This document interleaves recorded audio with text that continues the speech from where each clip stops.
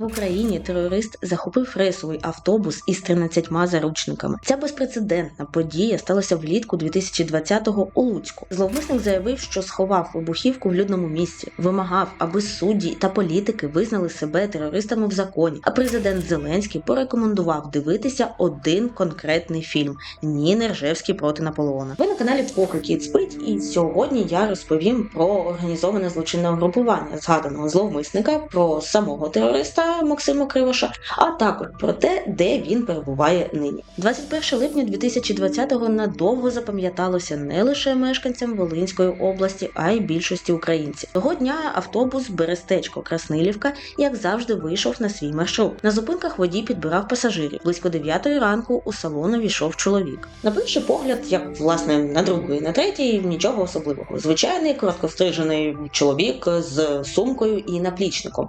Однак вже ближче до 10 ранку про цього звичайного на перший, другий і третій погляд чоловіка заговорили буквально усі. О 9:25 він зателефонував у поліцію і повідомив, що захопив автобус і взяв пасажирів у заручники. Додатково уточнив, що має при собі зброю, а автобус замінований. Ясна річ, це він оголосив і пасажирам, і водію. У підсумку автобус не доїхав до місця призначення. Він зупинився у центрі Луцька. Штори були закриті, а одне з вікон розбите. На місце події злетілися спецпризначенці. Люди у формі оточили периметр і перекрили дороги. Це було як у голлівудських фільмах, хіба що замість статуї Свободи Нью-Йоркської неподалік стояв пам'ятник Лесі Українки на Волині. СБУ рекомендувала мешканцям міста залишатися вдома, а тих, хто жив у будинках поблизу місця інциденту, евакуювали. Перемовини зі зловмисником вели телефоном, але крім цього він волів спілкуватися зі спецпризначенцями і з іншими через соцмережі. В такий спосіб чолов'яга прагнув охопити якомога більше людей своїми ідеями.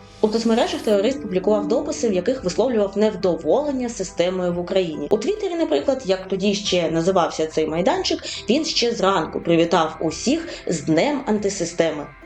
І додатково він заявив, що держава – це найголовніший терорист. Ось вам цитата.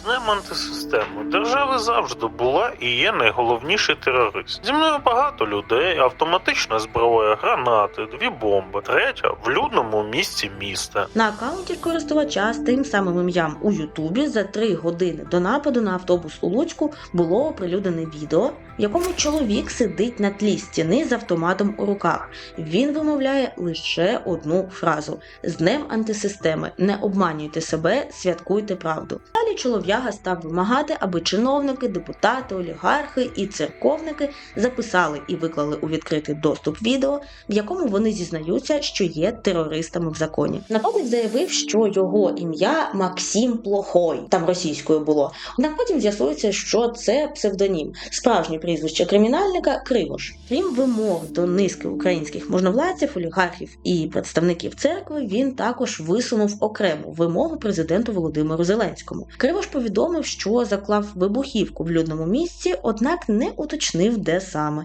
І для того, аби бомба не підірвалася, не лише різні олігархи і чиновники повинні назвати себе терористами.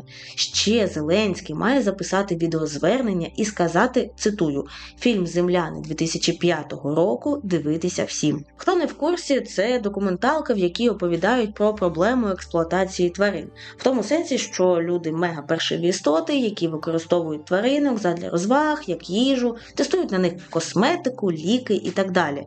Це опис з Вікіпедії, я фільм не дивилася, якщо що, бо підозрюю, що там будуть кадри, які я фізично не зможу перетравити. Хто дивився, напишіть у коментарях, як вам. І якщо ми вже заговорили про експлуатацію тварин, то я зізнаюся, я своїх тваринок нахабно експлуатую, а ще безмежно їх люблю, бо як не любити ті мордуньки і ці лапуньки. Вас, між іншим, мої любі глядачі котусики, я також безмежно люблю, а тому знімаю нові відео на цей канал.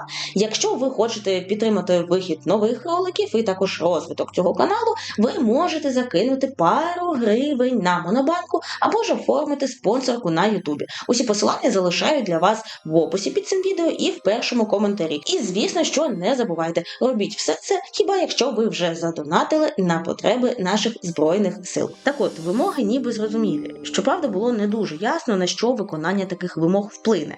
Але про великий задум зловмисника поговоримо трохи пізніше. Проблемою в той момент було те, що на дворі стояла страшенна спека. Люди всередині автобуса, чи то маршрутки, буквально пеклися. Переговорники намагалися вмовити Кривоша відпустити заручників, бодай тих, хто цього найбільше потребував, хоча б осіб похилого віку. Але злочинець не погоджувався на це. Єдине, чого вдалося домогтися спочатку, це передати воду у салон. І то на це пішло чимало часу. Сам Кривош не сидів без діла в автобусі. Він намагався тиснути на інших, аби його вимоги таки виконали. Зокрема, зловмисник змусив одну з заручниць зателефонувати до свого сина і через нього передати журналістам свої вимоги. Тоді він ще раз заявив, що заміновано не лише автобус, але також закладено вибухівку десь у Луцьку. Я вибачаю, що твоя жінка і син, твій син, вибачаю, що тут опинилися зі мною, але така вже сталася ситуація. Дивися, зараз я на Viber твоїй мамі скидую свої вимоги. Ти шукаєш якомога більше журналістів, то й скидуєш їм по почтам, по емейлам, по телефонам дзвониш. Вимоги тобі мама передасть мої, поясниш ситуацію, що в Луцьку захоплений автобус повний людьми, заміновано все, в автобусі, тобто куча вибухівки, автоматичної зброї, крім того, міна є в Луцьку заложена окремо. Поняв мене? Зрозумів.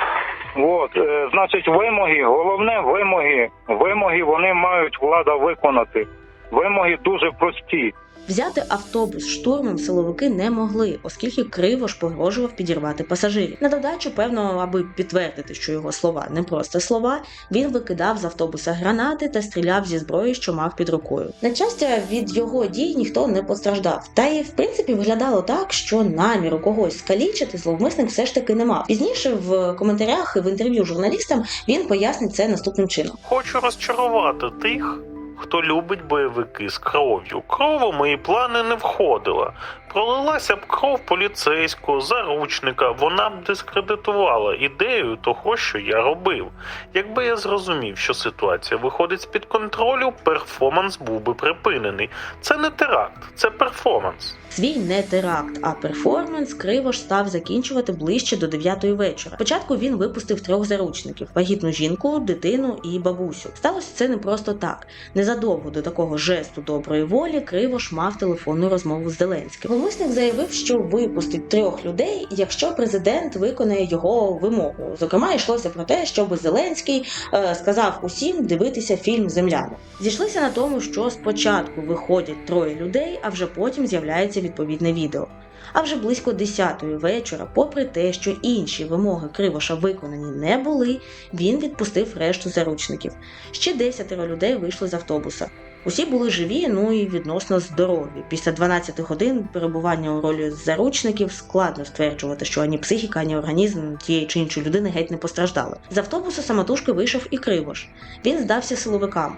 І вже після цього правоохоронці стали штурмувати маршрутку, зокрема підірвали шумову гранату, підігнали БТР, працювали зі зброєю в руках та в повному бойовому спорядженні. У СБУ тоді пояснили, що такі міри були необхідні, зокрема для того, щоб пересвідчитися, що Кривош ніде не залишив додаткової вибухівки. Бо, зрештою, сам він, я маю на увазі зловмисник, неодноразово про цю вибухівку згадував. У нас були підозри, що в автобусі залишився вибуховий пристрій. Ми домовилися, щоб він залишив в автобусі сумку, але мали пересвідчитися, що у нього немає дистанційного керування пристроєм. Йому давали вказівки підняти, опустити руки, постояти. Ми сканували місцевість приладами виявлення небезпеки. Лише після цього до нього підійшли співробітники поліції та СБУ. Кривоша, ясна річ, затримали. Багато кого здивував той факт, що зловмисник не став чекати, поки будуть виконані інші його вимоги, і обмежився лише тим, що отримав бажане від Зеленського. Та сам нападник згодом старався усіх запевнити, що ця вимога до Зеленського була найважливішою. Він спеціально зробив її такою простою, аби реалізація нічого не коштувала ані в плані часу, ані в плані зйомки чи ще чогось. А свою ідею влаштувати терор у місті із заручниками він пояснив так. було прийнято рішення влаштувати акцію протесту. Несправедливість, точніше бажання справедливості, було основним мотивом. Несправедливість у відносинах між людьми – один фактор. Ті, хто дійсно грабує, вбиває, краде по-серйозному, не сидять. Феміда, юстиція як були продажними, так і залишаються, але абсолютна несправедливість – відношення нас, людей, до тварин. Я допомагав безпритульним тваринам, як волонтер, вкладався в це. Напевно, зіграла роль те, що я сам багато років провів у клітці, в неволі. Тому краще розумію, що відчувають ті істоти. Фільм «Земляни» про терористів та заручників. Перші люди, другі інші види тварин. Взяти у заручники, звільнити – знаковий жест. Я закликав, щоб земляни звільняли заручників. Та й тепер у вас виникло трохи питань про те, чому Кривоша взагалі турбують тварини, чому його хвилює питання про те, хто сидить за ґратами, а хто не сидить, ну і таке інше. Для того, аби зрозуміти, що взагалі відбувалося в голові цього персонажа, варто трошечки дізнатися більше про його біографію. Він народився у 1975-му і походить з досить інтелігентної сім'ї. Мати – вчителька російської мови та літератури. Так, колись це ще не було зашкварно. Батько – професор Луцького технічного університету, винахідник. Медіа багато акцентували на тому, що Кривош народився на Росії, так, нібито він звідти і походив. Та насправді на Росії він практично і не жив, а сім'я опинилася на болотах хіба тому, що там деякий час працював батько Кривоша. По факту майбутній зловмисник практично все своє життя жив в Україні, переважно на Волині. Законом чолов'яга мав проблеми ще задовго до того, як вирішив скоїти теракт. Це почалося у 90-х, коли Кривошу було 18. Тоді він отримав свій перший 6-річний термін ув'язнення. І не просто так. 15 липня 94-го року Луцький міський суд Волинської області засудив його за 4 статтями Кримінального кодексу: розбій, шахрайство, вимагання та незаконне поводження зі зброєю. А вже у 2001 році на Кривоша завели нову кримінальну справу. Цього разу його вже позиціювали як творця і керівника злочинної організованої групи. Окрім самого Кривоша, до банди входили ще 5 осіб. 2 з них були волинянами, а решта походили з Вінницької, Закарпатської областей і Львова. Перед вами фото учасників цього злочинного формування: Едуард Кревський, Віталій Смолій, Богдан Іванюк, Юрій Бугай і Василь Чорненький. Це під те, що Кривош створив власне злочинне угрупування, не дивно. По-перше, він вже мав досвід перебування у місцях не дуже віддалених. По-друге, перебування у в'язниці так чи інакше, а змінює людину. І у випадку Кривоша, на жаль, не на краще змінило. По-третє, кінець 90-х і початок нульових відзначається неабияким сплеском кримінальної діяльності в Україні загалом і на Волині зокрема. Наприклад, лише за 3 місяці 98-го року волинські правоохоронці ліквідували 23 злочинних угрупування, порушили 129 відповідних кримінальних справ і арештували 40 лідерів цих банд. До свого групування Кривош брав тих, хто мав непогану фізичну форму і вже стикався з органами правопорядку, себто мав раніше судимості. Діяльність групування Кривош ретельно планував сам. Те, що провертала банда, було схоже на свого роду театральні постановки. У кожного була своя роль, свій час, скажімо так, виходу на сцену, власний реквізит, костюми. Я тут маю на увазі камуфльований формений одяг, який тоді використовували працівники спецпідрозділів органів внутрішніх справ, жезл, яким зупиняють автівки, газово-шумові пістолети, схожі на бойові, ножі, і всяке таке інше. То чим саме займалася банда Кривоша і як вони все провертали? Ось кілька справ для розуміння. У 2001 році Кривош влаштувався на фірму «Інекс» заступником директора з комерційних питань. Йому вдалося це зробити завдяки матері. Саме вона попросила односельця, підприємця з Луцька, взяти сина, який нещодавно вийшов з місць позбавлення волі, на роботу. Кривош не розгубився і одразу став планувати одну зі своїх кримінальних п'єс, як він сам у спогадах називав оборудки банди. Одного дня до директора фірми увірвалися невідомі. Чоловіки заявили, що є частиною чеченського угрупування і стали вимагати гроші за кришування бізнесу. Або отримати бажане, нападники залякали директора фірми погрозами і викликали його на зустріч біля одного з сіл під Луцьком. Розгублений директор компанії у відчаї вирішив звернутися по допомогу до Кривоша, бо знав, що у того є кримінальне минуле.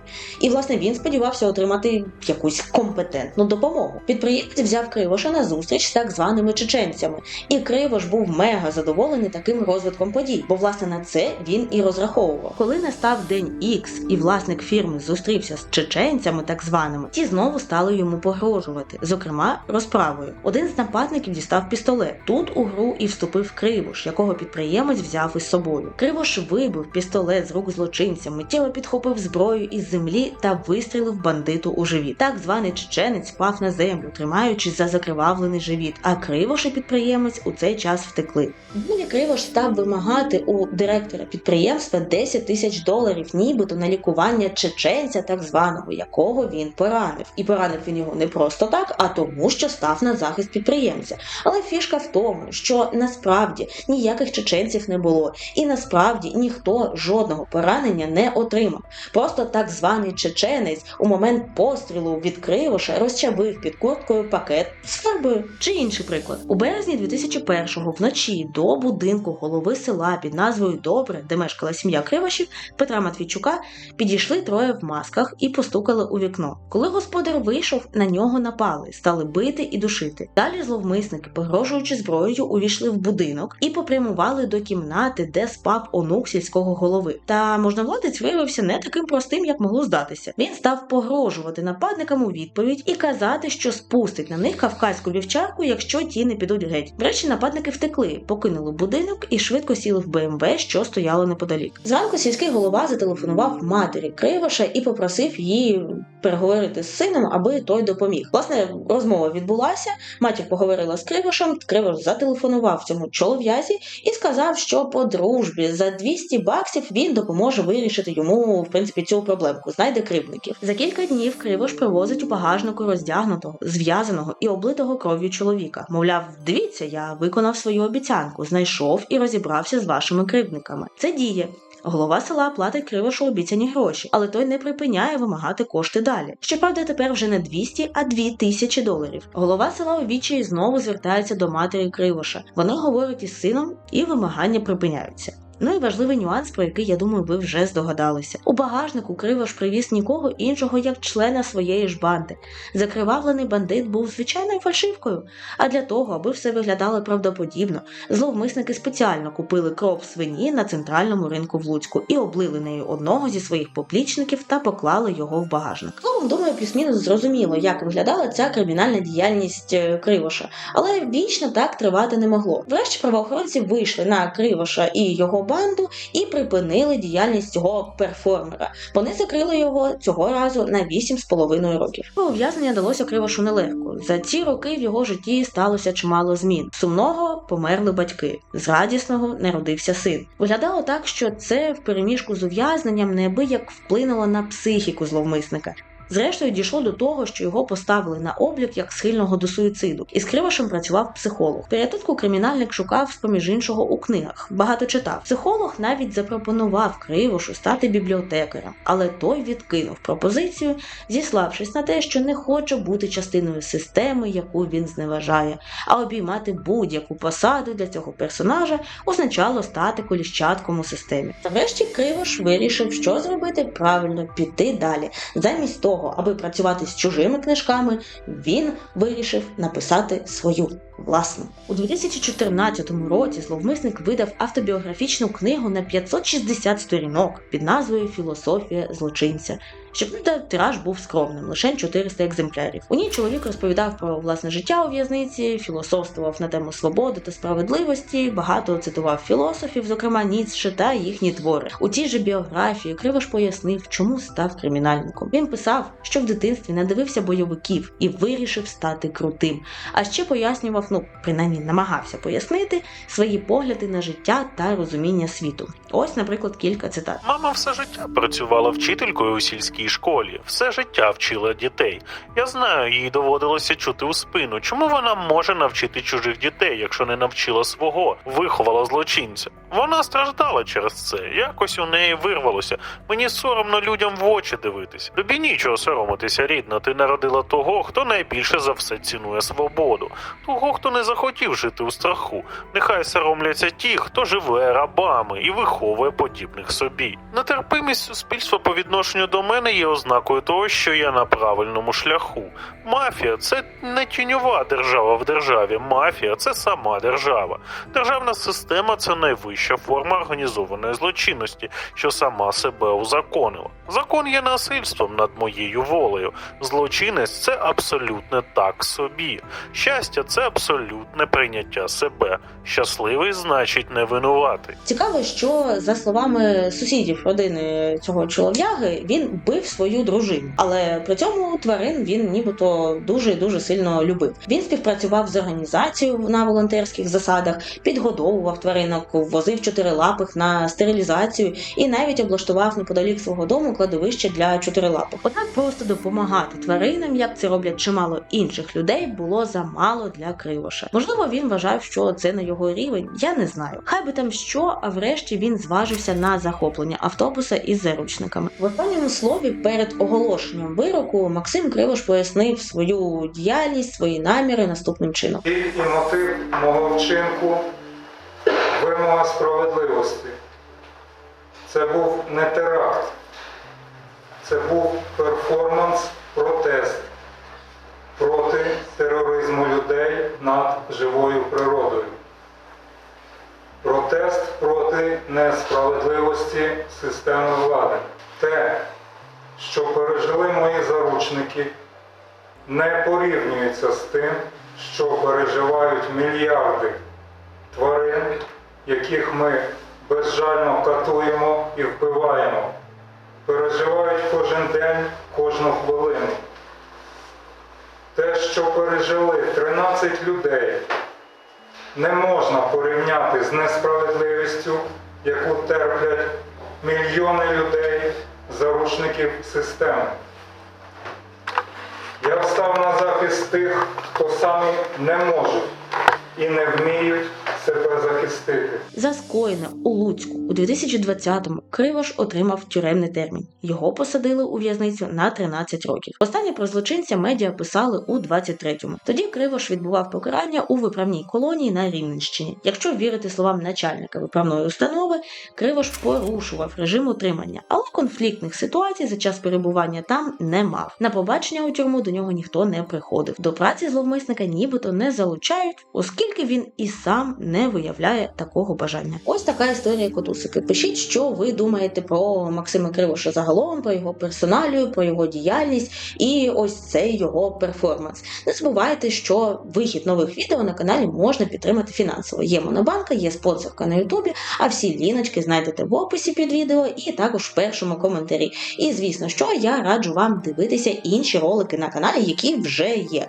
Зокрема, про те, як терористи вербують нових учасників у свої лави. Картку окремо залишаю для вас. Побачимося!